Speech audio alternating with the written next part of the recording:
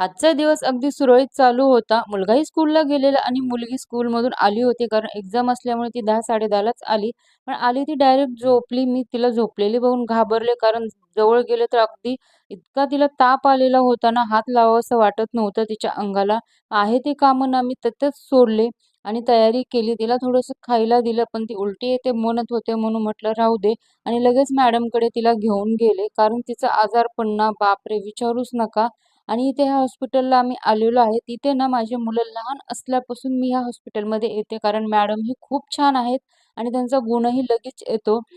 त्या child specialist आहेत आणि म्हणजे आमच्या इकडच्याच आहेत पंढरपूरच्या. त्यांच्या बोलण्याने तर अर्ध आईचं टेन्शन नाहीसं होतं आणि माझ्या मुलांना तर लहानपणापासून मी इथेच आणते. त्या खूप छान आहेत. त्यांचा स्वभावही आणि त्यांचा ना गुणही लगेच येतो.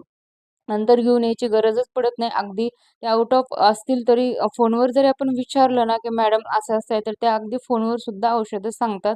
अशा त्या एकदम आमच्या फॅमिली मेंबरसारख्या फॅमिली डॉक्टरच आहेत. आणि नंतर मला ना मार्केटलाही जायचं होतं आणि नंतर मग मी मार्केटला गेले आणि तिला फळ-फ्रूट घ्यायचे होते. जेवढे काही फळ-फ्रूट घेतले होते ना, घरी आल्यावर स्वच्छ पाण्याने धुवून घेतले आणि ती जेवायचं तर नकोच म्हणत होती. त्याच्यामुळे मग म्हटलं चला तिला ज्यूस बनवून देऊया. आणि ज्यूस बनवला. मुलगाही स्कूलमधून आलेला होता. तिघांसाठीही ज्यूस बनवला आणि तिला पिण्यासाठी दिलेला आहे आणि केवी आणलेली होती. तर म्हटलं चला दोघांनाही एक केवी आणि ज्यूस दिला. तिघांसाठीही केला होता कारण माझीही खूप धावपळ झालेली होती. त्यामुळे मग जेवण न करता डायरेक्ट ज्यूसच घेतला. एक वेळेस ना मला मुलाचं आजारपण परवडतं, पण मुलगी ना खूप म्हणजे खूप अगदी गोळी जरी खाल्ली ना, तर ती उलटी काढते. आणि मुलाचं कसं तो खूप ॲक्टिव्ह राहतो. आजारी असला तरी असं झोपून वगैरे राहत नाही. तो खूप ॲक्टिव्ह असतो. पण हिचं तसं नाहीये. मला खूप टेन्शन येतं ती आजारी असते म्हणलं की म्हणजे प्रत्येक आईला मुलगा मोठा असो किंवा छोटा असो, पण ते आजारी असले की आईला टेन्शन आणि काळजी असतेच.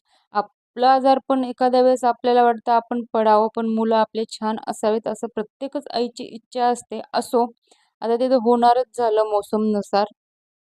मग तिला पहिले ज्यूस दिलं पहिला कारण मॅडमनी सांगितलं होतं काहीतरी खाल्ल्याशिवाय तिला गोळ्या देऊ नका आणि मी नेहमी तिला काहीतरी खायला दिलं ना, ज्यूस असो किंवा जेवण, अर्ध्या 1 तासानेच गोळी देते कारण ती उलटी काढते त्याच्यामुळे. आणि तिला मी ज्यूस वगैरे दिला. आम्हीही तिघांनी ज्यूस घेतला. दोघांना केवी दिली. नंतर तिला गोळ्या वगैरे दिल्या मी. तरीही ती चालूच होतं, "मम्मा आता एक खाते, नंतर नाही." म्हटलं, "बाळा तुला खूप ताप आहे, तू आत्ताच खाऊन घे आणि आराम कर." आणि तिने गोळ्या वगैरे खाल्ल्या. तर असो असा होता हा आजचा दिवस. जे नको वाटतं तेच नशिबाला येतं, ते म्हणजे हॉस्पिटल. तर कसा वाटला व्हिडिओ नक्की